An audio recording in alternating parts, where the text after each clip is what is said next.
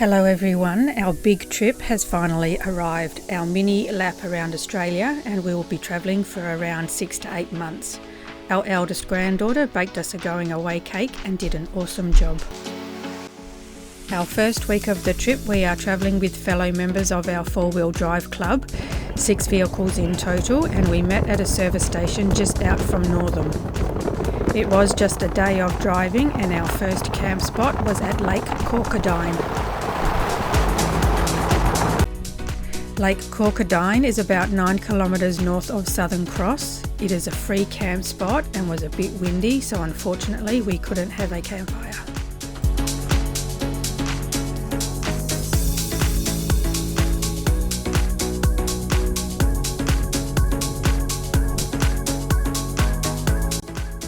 It is a lovely spot and you could see the lights of Southern Cross in the distance. We woke up to a gorgeous sunrise.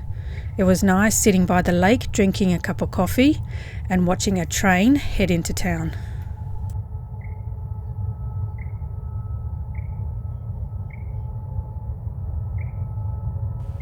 Look at the reflection of the train in the water. Some drone shots of the lake.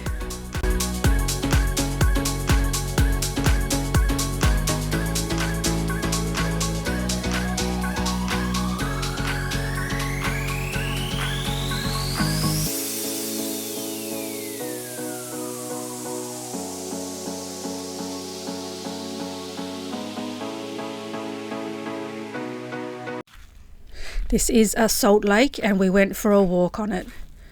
The salt was quite thick and we tasted a little bit. It didn't taste too bad actually.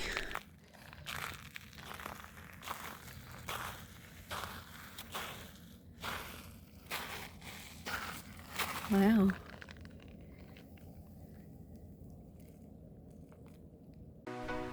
Saw some sticks that were fossilized by the salt. Quite amazing.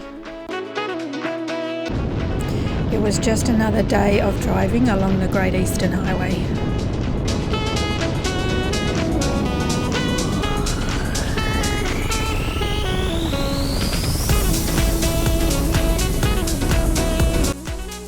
Drove past the Yellowdine Roadhouse that was burnt down in December 2023, and just letting you know there is a great camping spot across the road.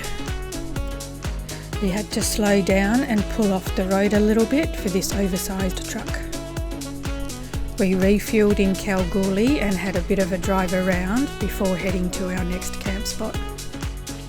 Hay Street of Kalgoorlie with this one only brothel still operating.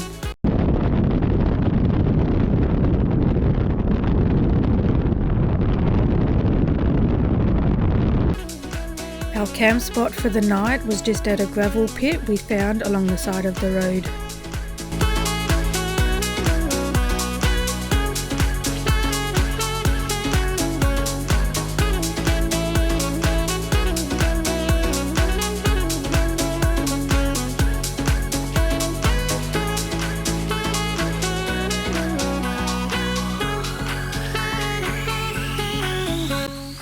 And we got to have our first campfire.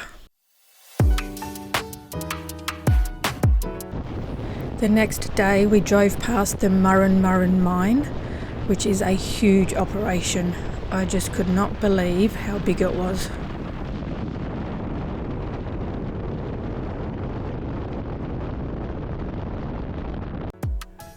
We had morning tea at Malcolm Dam, which is a few kilometres out from Leonora. This is a good free camp spot, but we didn't camp here though.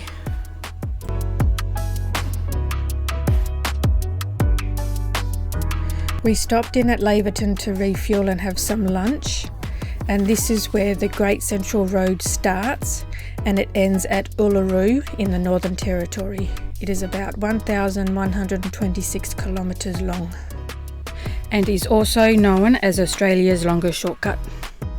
Our camp spot for the night is at Giles Breakaway, about 20 kilometres from Laverton. What a beautiful spot, and the views, wow, just gorgeous.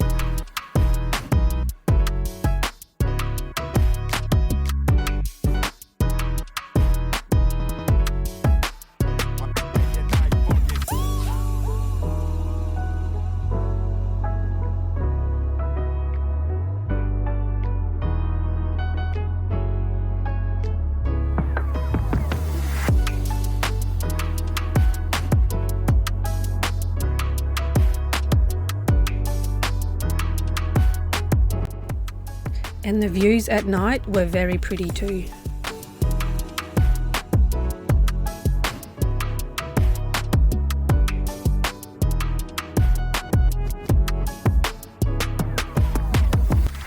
The next morning we hit the gravel not long after leaving camp, so we pulled over to air down the tyres.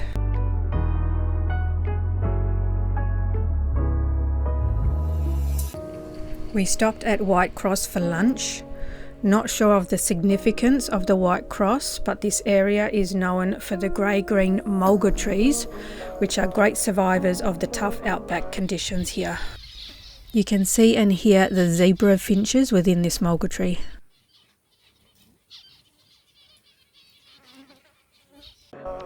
We arrived at the Tjukayirla Roadhouse. This is the most remote roadhouse in Australia.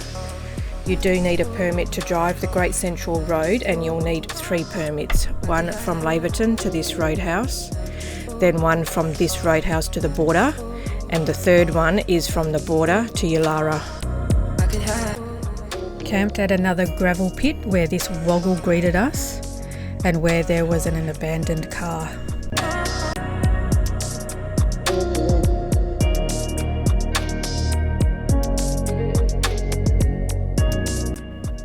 How cool does the moon look with this ring around it?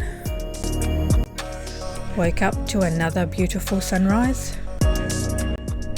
Saw our first lot of camels. And lots of abandoned, burnt out vehicles. Have counted 154 so far. We checked out the Giles weather station located near Warakurna Roadhouse. There is a small museum to check out, which was quite interesting.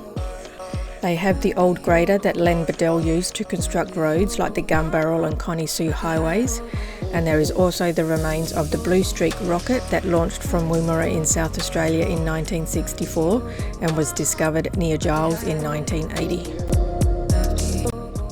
We came across this wreckage, which looks relatively new. Looks like it hit a cow and rolled over by the look of the damage.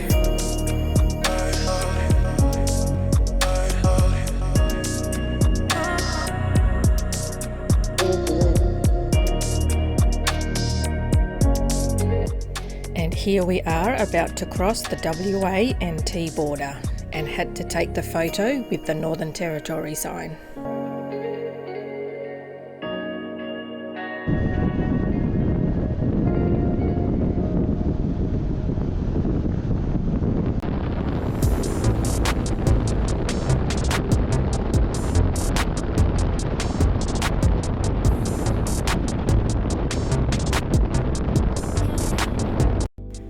We stopped at Lassiter's Cave, located at the banks of the Hull River. This is where Harold Lassiter, who was a gold prospector, spent his last days and wrote his famous journal.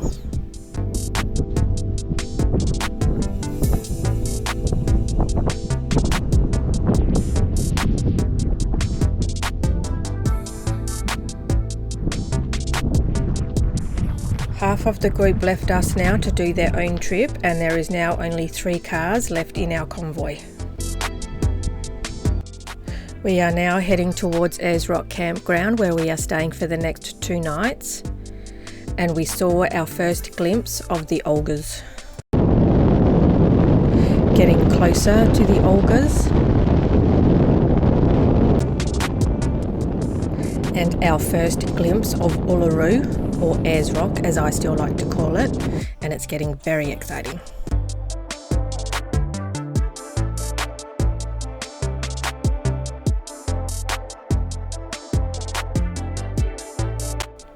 Our first day of arriving at Yulara, we went to check out the Olgas.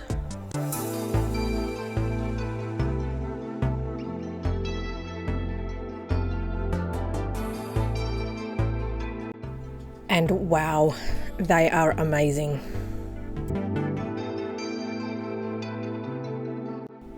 We did a short 2.6 kilometre walk through the Walpa Gorge, and it is a beautiful walk.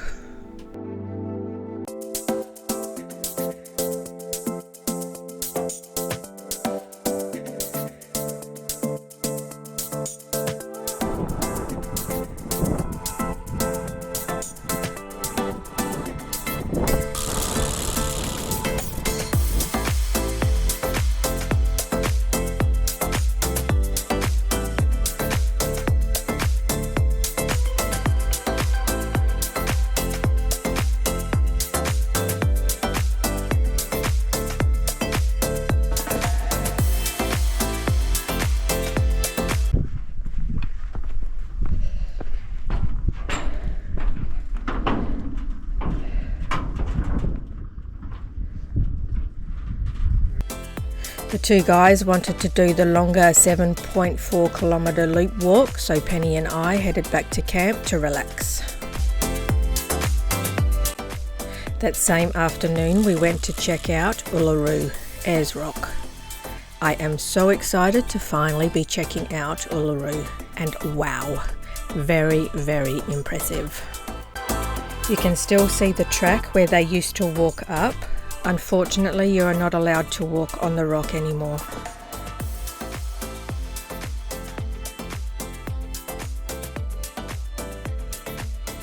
You can walk around the whole rock, which is about a 10-kilometre walk, which Richard did, but I only checked out bits of it and a couple of the watering holes. Checked out caves where the Indigenous men had their corroborees, and the kitchen cave where the women would process the food that they collect from the bush.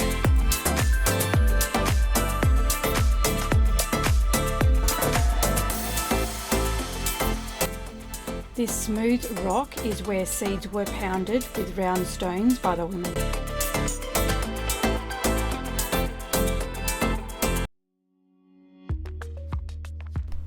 One of the watering holes, and is called Mortajulu Waterhole.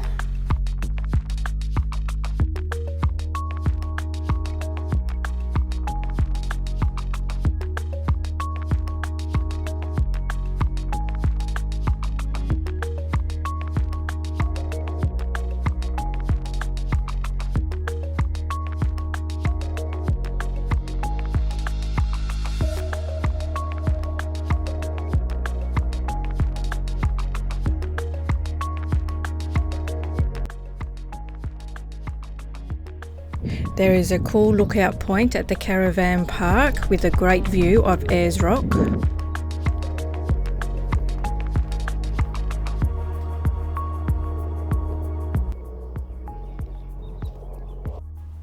Got to see the rock at sunrise.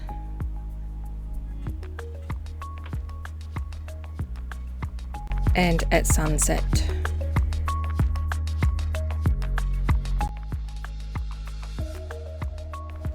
Thank you for watching and stay tuned for the next episode.